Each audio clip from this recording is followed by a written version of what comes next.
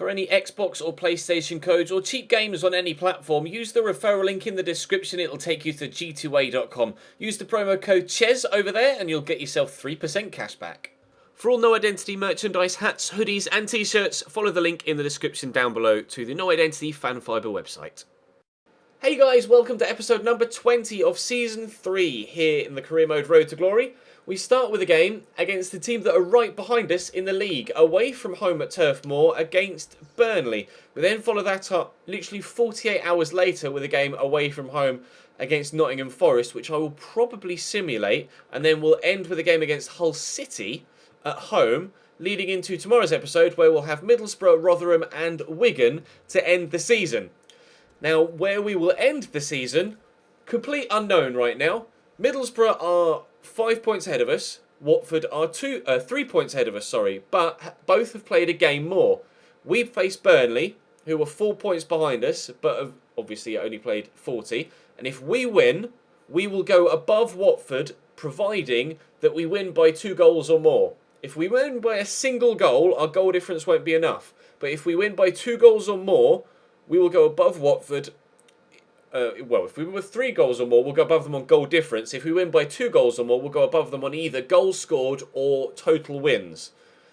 So it gets a little bit complicated, but a 2 goal or more win will see us into second. 1 goal win will see us stay third, but be level on points with Watford and just 2 points behind Middlesbrough with 5 games to go. It's going to be a really, really stressful end to the season here, and I'll be honest, I'm not particularly looking forward to it because there's so much pressure, there's so much on the line, but hopefully we can start off in the right manner with a win against Burnley. Drop the video a like if you enjoy, subscribe to the channel too to make sure you don't miss out on any further content, and we'll jump right into arguably the most important game of the season so far, which will be followed by, hands down, the most important game of the season so far, away from home against Middlesbrough in tomorrow's episode. Oh, the stress. The stress.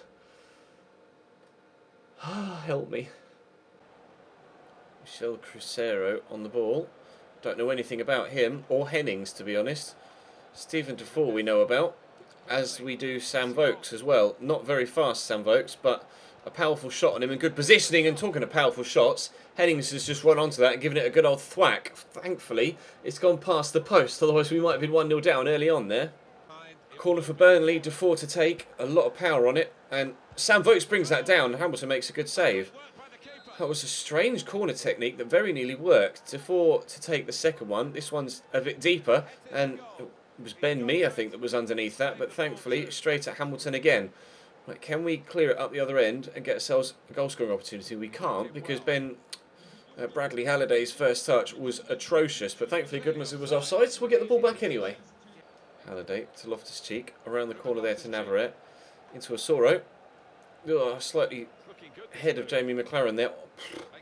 What a challenge. What a tackle. That was remarkable. Davinson Sanchez somehow manages to squeeze that to Loftus-Cheek, who will fire it out to Navarrete. Stride Berber spin to get inside one defender and then poke that. Oh, it was meant for Osoro. Well, it hit Osoro. Oh, no, don't. Osoro hit the bar twice in yesterday's episode, and he started this one by hitting it as well. And Ruben Loftus-Cheek has gone down and stayed down injured there. That pass inside was meant for Osoro, but it went to play it to Jamie McLaren, but it ended up with Osoro. Loftus-Cheek will look to play through Osoro. Loftus-Cheek back on his feet at least, and Osoro this time caught. Nothing given, and Loftus-Cheek can't get the shot off himself either. Struggling in front of goal here after half an hour. And we might be struggling defensively as well as they play through Hennings here, but Davinson Sanchez is across. Not that that's done any good. And they've got 2 men over here, and, well, does Scott Arfield want to hit that any cleaner? Burnley 1, Cambridge United 0. A beautiful volley from Scott Arfield. And unfortunately, we find ourselves behind here. Nice turn there by Hennings. And what can you do against a goal of that quality? Tackle by Giesemann. McLaren will get there. He's got it nicely to Osoro and out to Nino Navarrete. We could be in for a chance here. Navarrete turn inside, lay that back. Petrak, good touch, shot blocked. The frustrations in front of goal are rising. Navarrete with a corner, floated in. Where's that going to drop? I'm just trying to shoot or tackle or do something, and I've given away a foul. It's Hennings. Forward to Sam Vokes, heavy touch. Jake Clark-Salter will run off with it. That pass wasn't meant for McLaren, but it's found its way to Osoro, and he could run past Lafferty here. He's got the pace to do so. I need to turn inside. Now I could lay this into McLaren, and surely, oh, Lucky, but 1-1. I was trying to tuck it into this, like that left corner there, and he's gone back across goal. He's just not paid attention to what I'm doing with this stick whatsoever. But the ball is in the back of the net. That's the most important thing that matters, and it's gone down as a Ben Mee own goal. So in fact, that McLaren shot may well have initially been off target. Let's have a look. If it was, then I'll be even more annoyed at the fact that... No, it was probably going in, wasn't it? Unfortunately, the graphic pops up, but that's probably going in off the post. It's still going in, but wow. Really fortunate. It's put it in the complete opposite corner of the goal that I aimed with the stick, but it hit the back of the net, and that's all I care about right now. Burnley 1, Cambridge 1. Let's tackle by Navarrete on our field. Got that into Folman. He'll turn inside, but he gets himself nutmegged by Ulverstad with a tackle. Loftus-Cheek, well, I thought had won the ball there and was going to run off with it, but no, apparently not. Ulverstad slots that nicely into Hennings, who's the wrong side of the defender now. Finds Sam Vokes, who bends that past the post, thankfully. Burnley playing good football again here, but they keep shooting off target, which is doing me a number of favours here, because if they were shooting on target, we might have gone back behind again. Navarrete with a tackle into Greco. My two wide midfielders playing at central midfield right now, but never mind. Greco doing well here, and he'll play in Osoro. And Osoro with his first touch can drive inside and then give us a 2-1 lead. We've turned it completely around. In yesterday's episode, we got two very late winners to win by 1-0. Here, we might still be winning by a single goal margin, but by 2-1, which won't put us second, but will put us level on points with Watford and a single point behind Middlesbrough. At least I think a single point behind Middlesbrough. Might be 2 points behind Middlesbrough with 5 games to go. I just need to hold on to this 2-1 lead. And we might have pulled ourselves back from the brink. Goodmanson with a turn. Out wide to Ben Mee. Desperate not to give away a penalty. We've gotten the tackle in once. And Gieselman heads that out for a corner. I was telling him to head it down the pitch, but unfortunately he's headed it the wrong way. Goodmanson will take the corner. If they equalise immediately, I'll be so frustrated. The corner comes in. Jake Clark-Salter heads up. Ulverstad, Davinson Sanchez just run away from the box. Play it into Osoro, who can run further away from the box. Although Ulverstad is a substitute and has more stamina, but we've been able to keep possession by winning the throw-in. I'm going to make a couple of substitutions to waste some more time, and then hopefully the final whistle will sound. Loftus-Cheek into Lozano, who's just come on. Jamie McLaren itching to get into that gap in behind, and we've played him into it. He's been tackled. Lafferty fires that forward. Ben Mee will get it across here into Sam Vokes, into Chris Long, to Ulverstad, out to Vokes again. Yes, Bradley Halliday intercepts well, and hopefully the referee will blow his whistle sooner rather than later. Navarrete has got the stamina on the guy here, and we'll just head towards the corner and just try and keep possession. And the referee will blow his whistle. This is more stressful than FUT Champions. A 2-1 win away from home against Burnley thanks to a late Osoro finish. 3 shots, 1 on target, which clearly means that McLaren's earlier shot wasn't on target. Gives us a win. Oh, wow. This is so stressful. So ridiculously stressful. We are now level on points with Watford, but will still be 3rd in the table because of goal difference. I'll quickly show you the league table. Yep, level on points with Watford, but still 3rd on goal difference, with Middlesbrough there on 87 points, 2 points clear of us. That means that that win now means that we are a full 7 points clear of Burnley, so they're probably not going to catch us, safe to say. So it's now a 3-way fight for 2 automatic promotion spots. Forest next. Right, I'm going to simulate this game against Forest because it's just 2 days after the game against Burnley, and I feel more comfortable with a rotation side simulating, considering the rather iffy form that I'm in, than I do playing with my lesser rated players. And Folman gives us a 1-0 lead after just 2 minutes, which is a great start and instantaneously makes me feel a little bit more comfortable and less nervous. If we could build on that and get a 2-goal advantage, I would be very, very pleased. Emre Moore picks up a knock, which isn't good, but the 1-0 lead, 2-0 lead is intact. Jedos makes it 2. And with 15 minutes to go, they've pulled one back. Don't you dare. They've pulled one back. 3 minutes, 2 minutes. 2-1 victory against Nottingham Forest. That's massive. I'm delighted with that. And it was a risk to simulate, but I'm glad that things have worked out. Watford and Middlesbrough also both won though. Emery Moore injured and will be out for 7 days, which is fine. He'll still be available for the rest of the season after this next game against Hull at the weekend. But we've got Middlesbrough midweek, which puts me in a really awkward position because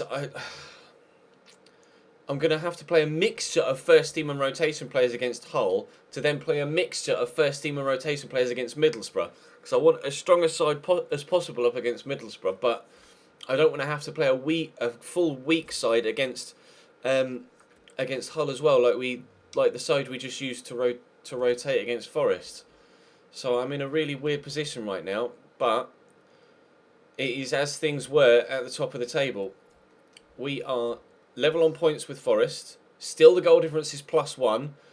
And still the gap to Middlesbrough is 2 points.